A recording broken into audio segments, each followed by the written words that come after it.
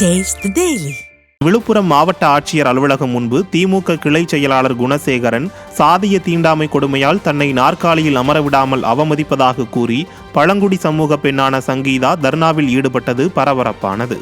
ஆனாங்கூர் பகுதி ஊராட்சி மன்ற தலைவரான பழங்குடி இருளர் சமூகத்தைச் சேர்ந்த சங்கீதாவை திமுகவைச் சேர்ந்த ஊராட்சி மன்ற துணைத் தலைவர் சித்ராவும் அவரது கணவர் திமுக கிளை செயலாளரான குணசேகரனும் சேர்ந்து சாதிய தீண்டாமை செய்து தொடர்ந்து அவமதித்து வந்துள்ளனர்.